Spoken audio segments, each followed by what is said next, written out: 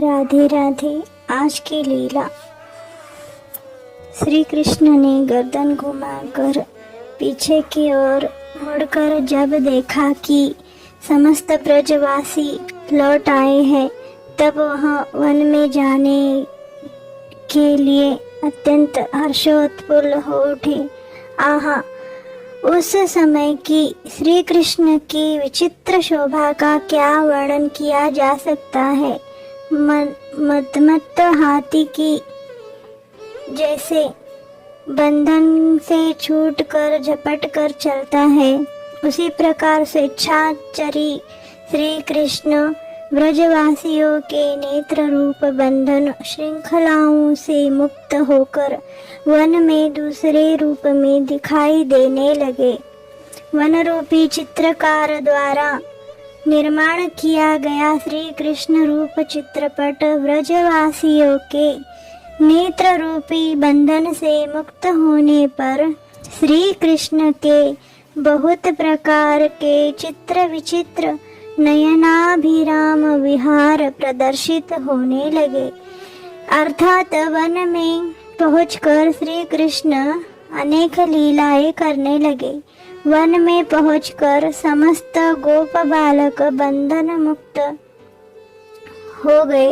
हाथी के बच्चे के समान कोई कोई नाच रहा था, कोई कोई गा रहा था, कोई कोई पृथ्वी पे लौट रहा था, तो कोई हास्य विनोद कर रहा था और कोई ओमाद प्रमोद कर रहा था। कोई बालक श्री कृष्ण के सम्मुख आकर उनकी नकल उतारता था। जब वह अपनी माताओं के सामने स्थिर दृष्टि से बैठते थे, कोई कोई उस प्रकार परिहास कर रहा था। जब वह अपनी प्रेयसियों से की और चंचल दृष्टि से देखते थे, और कोई कोई उस प्रकार भाव भंगिमा दिखला रहा था जैसा कि वह अन्य लोगों की ओर स्थिर और चंचल नेत्रों से देखा करते थे। कोई कोई बालक लताओं की आड़ में छिपता, कोई वृक्ष की आड़ में, तो कोई कोई व्रजांगना का वेश बनाए मुस्कुराता हुआ आंचल से मुख ढके घूंघट में से श्री कृष्ण की ओर वक्र नेत्रों से देखते हुए हास्य विनोद कर रहा था। कोई गोप बालक अपने हाथ पैरों द्वारा पृथ्वी का अवलंबन लिए गाय का सा आकार बनाकर टेढ़ी गर्दन कर ऊपर मुख उठाए कान खड़े करके आनंद ले रहा था। कोई कोई गोप बालक श्री कृष्ण के कहे वाक्यों का अक्षरशः वितंडा धूर्त पंडित के समान तर्क द्वारा खंडन कर रहा था। कोई दंड युद्ध पटेबाजी, कोई बाहु युद्ध कर रहा था, कोई अस्त्र चालन और दंड घुमाने का कौशल दिखा रहा था, कोई नृत्य और हास्य विनोद कर रहा था, और कोई अपने दास्य कार्य से श्री कृष्ण को संतुष्ट कर रहा था। श्री वृंदा देवी ने यह देखा कि श्री कृष्ण अब वृंदावन में आ गए हैं, तब कृष्ण विरह से व्याकुल वृंदावन अटवी को और समस्त स्थावर जंगम को सगज करने लग गई। अरे अटवी, माधव सर्व प्रकार से वृंदावन आ गए हैं। पक्षांतर में वसंत ऋतु का भी आगमन हो गया है। तुम भी विरह घृणा का त्याग कर प्रसन्न चित्त हो जाओ। अपने समस्त गुणों का प्रकाश करो, जिससे श्री कृष्ण को श्री राधिका का स्मरण आने लगे। श्री राधा कृष्ण के विलास क्रीड़ा का द्वार अपनी सुंदरता की सफलता करो।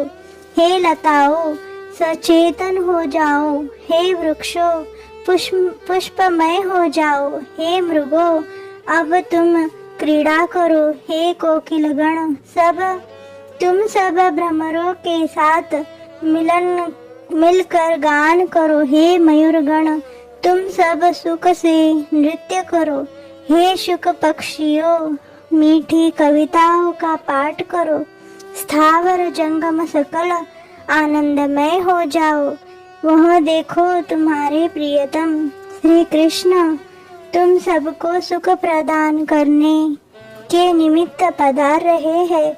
इसके पश्चात कृष्ण रूप मेघ अपनी प्रेयसी रूप अटवी को विरह रूप दावानल से मूर्छित देखकर उसको चेतना प्रदान करके निमित्त अपने आगमन की सूचना देते हुए वंशी वादन रूप अमृत वर्षा करने लगा। वहीं वृंदा अटवी वंशीनाद रूपी वर्षा से अभिषिक्त होकर चारों ओर कृष्ण अंग से स्पष्ट वायु के द्वारा शीतलता को प्राप्त हो गई। वह वृंदा सखी द्वारा सचेत होकर सहसा प्रफुल्लित हो उठी। श्री कृष्ण का मधुर वंशीनाद सुनकर वन के समस्त स्थावर जंगम अपने अपने धर्माचरण के विपरीत कार्य करने लगे, अर्थात स्थावर जंगम का धर्म करने लगे और जंगम स्थावर का करने लगे। यह देख वृंदा अटवी सात्विक विकारों से शोभित हो गई। वन के सब स्थावर देह रूप वृक्ष लता गुल्म कांपने लगे। जंगम देह रूप समस्त पशु पक्षी कीट पतंग आदि जड़ता को प्राप्त हो गए। पत्थर पिघलने लगे। वन के सफेद फूल का रंग विवर्ण हो गया। फूलों में अधिक मधु झरने लगी। अश्रु वर्षा होने लगी। पशु पक्षियों का कंठ गदगद होने का स्वरभंग हो गया। तृण लताओं में अंकुर की जगह रोमांच हो गया। सब वन के जीव अवचेतन्य मूर्छावस्था को प्राप्त हो गए। वृंदा अटवी में यहाँ 8 प्रकार के सात्विक भाव एक साथ ही उदित हो गए उठे। श्री राधिका के बिना ये 8 प्रकार के सात्विक भाव श्री राधिका के बिना और किसी में एक साथ उदित नहीं होते। वृंदा अटवी श्री राधिका की ही अंग स्वरूपा है, अतः इसमें कोई आश्चर्य नहीं। वन में कृष्ण का आगमन, वसंत ऋतु को आया जाना, वृंदा अटवी ने उनका दर्शन पाने की इच्छा से उनकी प्रिया लक्ष्मी जैसा सौंदर्य धारण कर लिया। उसका वह सौंदर्य कैसा है? वन में भ्रमर गुंजार कर रहे हैं, पक्षी चहचहा कर रहे हैं जो कर्णेंद्रियों को अच्छे लगते हैं। वन के सब वृक्ष रसयुक्त फलों से भरपूर हो गए हैं, जिनसे रसना की तृप्ति होती है। कमल खिले हुए हैं, लताएं फूल रही है, जिनके द्वारा प्राणेंद्रियों को सुख मिलता है। शीतल मंद सुगंध पूर्ण वायु चल रही है, जिससे श्रम दूर हो जाता है। अर्थात वृंदा अटवी का यह सौंदर्य श्री कृष्ण की सर्वांग सेवा को सूचित कर रहा था। वृंदा अटवी के वृक्ष समूह श्री कृष्ण को मानो अभ्यागत मानकर फूलों से लद गए, अर्थात उनके आगमन से हंसने लगे हैं। भ्रमर समूह गान करने लगे, पत्र नाचने लगे, मधुराशि टपकने लगी, अर्थात विधान करने लगे। लताएं श्री कृष्ण को अभ्यागत मानकर गायक रूप कर जनशून्य स्थान में नृत्य कर रहे हैं, करते दास्य भाव का विस्तार करने लगी। सकल मृगों के साथ तृण चरते चरते वंशी की तान सुनकर सामने आ खड़ी हुई। श्री कृष्ण उनके मनोहारी नेत्र को देखकर श्री राधिका के कमल लोचनों का स्मरण कर आकुल उठे। उसी समय मयूरगण श्री कृष्ण का दर्शन पाकर प्रसन्न चित्त से मयूरों की साथ मत्त हो नाचने लगे। यह देखकर श्री कृष्ण के मन में श्री राधिका के रति क्रीड़ा के कारण अस्त व्यस्त केश विलापों का स्मरण हो गया। श्री कृष्ण सरोवर के किनारे रहने वाले मत्त चढ़ई पक्षी की ध्वनि को, श्री राधिका के कंकणों की झंकार, हंस पक्षी की ध्वनि को, उनके कंकट चूड़ियों की और सारसों की कलर ध्वनि को, उनके नूपुरों की ध्वनि जानकर भ्रम में पड़ गए। यह समझने लगे कि राधिका वन में आ गई है।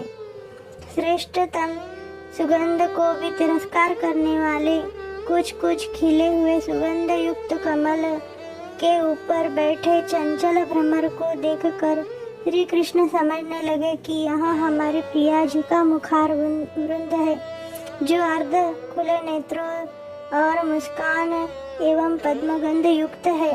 श्री कृष्ण वन के बीच विचरते हुए अपने चारों ओर पके अनार, दाड़िम व नारंगी आदि फल समूह देख कर हर्ष एवं भ्रमवश शंका करने लगे कि श्री प्रिया अपने समस्त अंगों की व्यापकता का प्रदर्शन कर रही है, अर्थात उनको उस समय वृंदाटवी में श्री राधा रूप दिखाई देने लगा। इसी प्रकार श्री कृष्ण की दृष्टि जहाँ जहाँ भी पड़ती थी, वही श्री राधिका का दर्शन उनके नेत्रों के सामने प्रतीयमान हो रहा था।